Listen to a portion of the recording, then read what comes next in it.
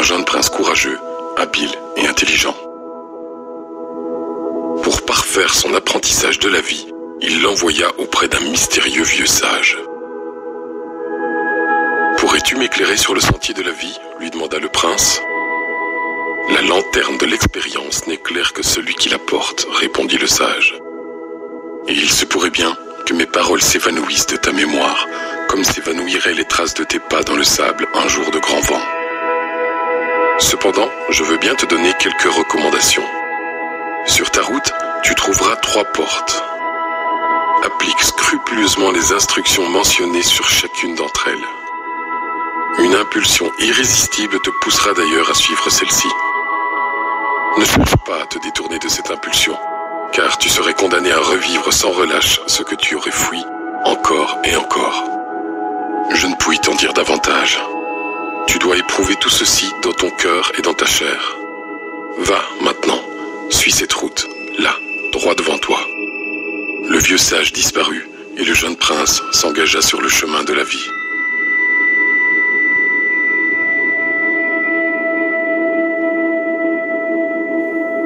Il se trouva bientôt face à une grande porte sur laquelle il pouvait lire « Change le monde ». Qu'à cela ne tienne, pensa le prince. C'était bien là mon intention, car si certaines choses me plaisent dans ce monde, d'autres, indéniablement, ne me conviennent pas. Ainsi, il entama son premier combat. Son idéal, sa fougue et la vigueur de sa jeunesse le poussèrent à se confronter au monde, à entreprendre, à conquérir, à modeler la réalité selon son désir. Il y trouva le plaisir et l'ivresse du conquérant, mais il n'y trouva pas l'apaisement du cœur. Il réussit à changer certaines choses, mais beaucoup d'autres lui résistèrent. Et c'est ainsi que bien des années passèrent, jusqu'au jour où il rencontra à nouveau le vieux sage. Celui-ci lui demanda « Alors, qu'as-tu appris en cours de route ?» « J'ai appris, répondit le prince, à discerner ce qui est en mon pouvoir et ce qui en échappe, ce qui dépend de moi et ce qui n'en dépend pas. » « C'est bien, dit le vieil homme. Utilise tes forces pour agir sur ce qui est en ton pouvoir. Oublie ce qui échappe à ton emprise. » Et il disparut. Peu après, le prince se trouva face à une seconde porte. Il pouvait y lire « Change les autres ». C'était bien là mon intention, pensa-t-il. Les autres sont source de plaisir, de joie et de satisfaction, mais aussi de douleur, d'amertume et de frustration. Et c'est ainsi qu'il s'insurgea contre tout ce qui pouvait le déranger ou lui déplaire chez ses semblables. Il chercha à infléchir leur caractère et à extirper leurs défauts, par tous les moyens s'il le fallait. Ce fut là son deuxième combat, un combat acharné.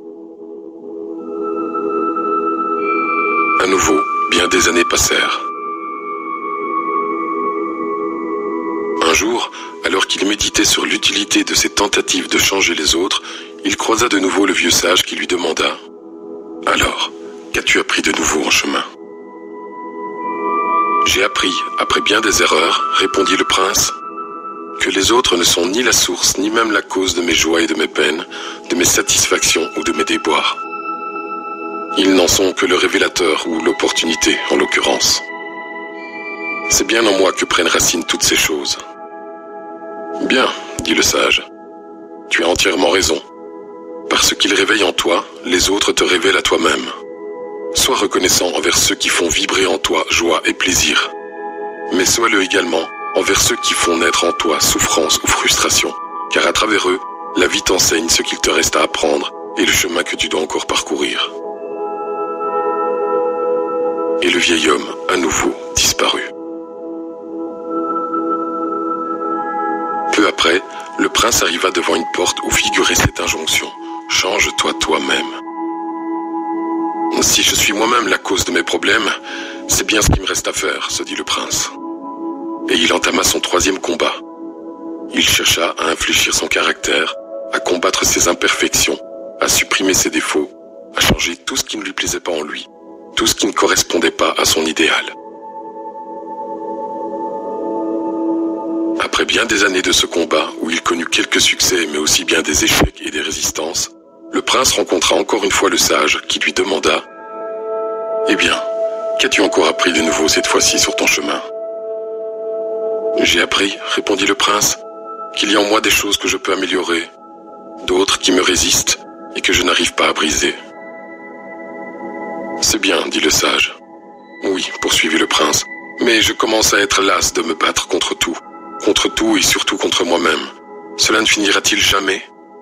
Quand trouverai-je le repos? J'ai envie de laisser tomber, de cesser le combat, de renoncer, de tout abandonner, de lâcher prise. »« C'est justement là ton prochain apprentissage, dit le vieux sage.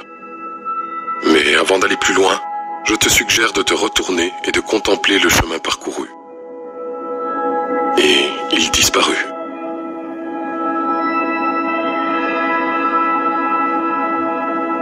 Regardant alors en arrière, le prince vit dans le lointain la troisième porte qu'il avait jadis franchie.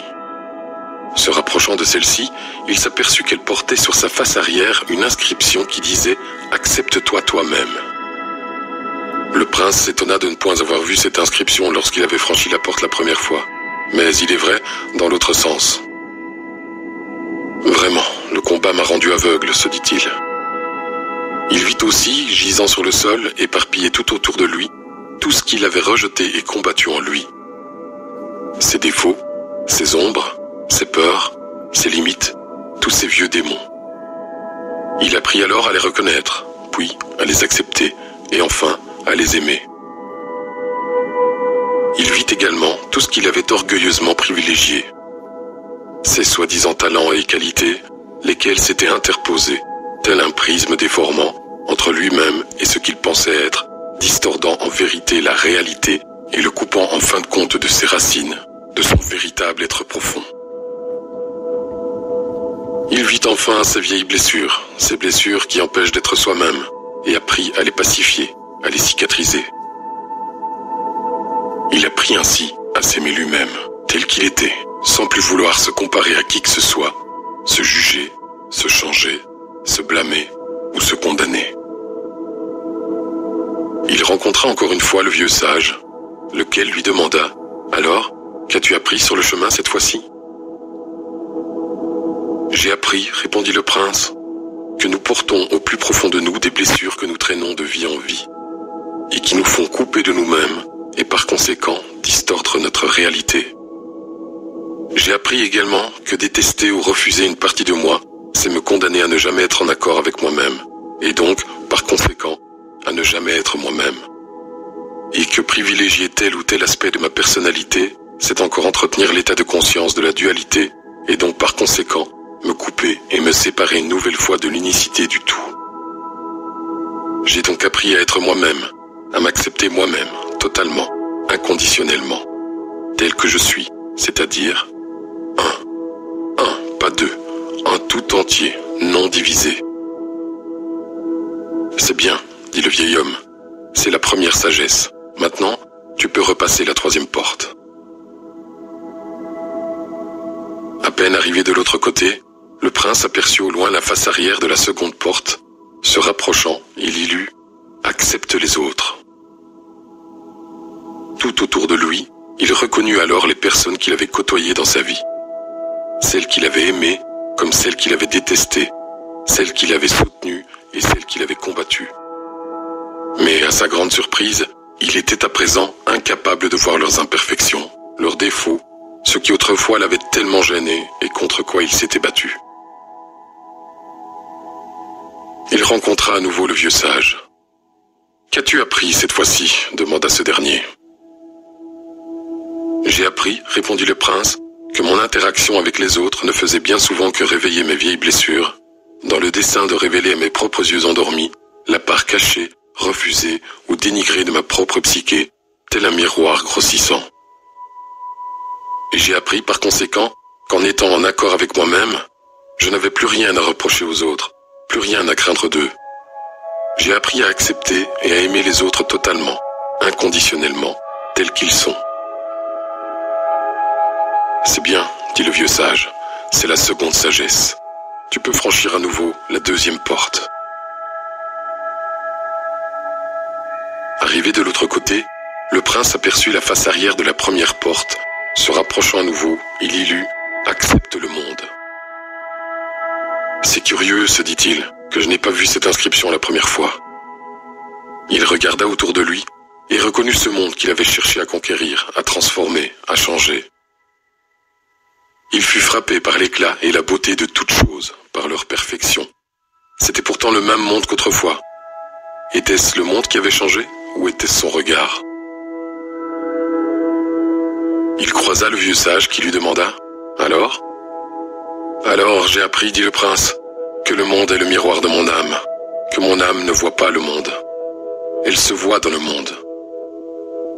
Quand elle est enjouée, le monde lui semble gai. Quand elle est accablée, le monde lui semble triste. Le monde, lui, n'est ni triste ni gai. Il est, tout simplement. Il est là. Il existe. C'est tout. Ce n'était pas le monde qui me troublait, mais sa représentation, l'image que je me faisais du monde. J'ai appris à l'accepter sans le juger, totalement, inconditionnellement, tel qu'il est. C'est la troisième sagesse, dit le vieil homme. Te voilà à présent enfin d'apprenti sage, en accord avec toi-même, avec les autres et avec le monde. Un profond sentiment de paix, de sérénité et de plénitude envahit le prince. Le silence l'habita.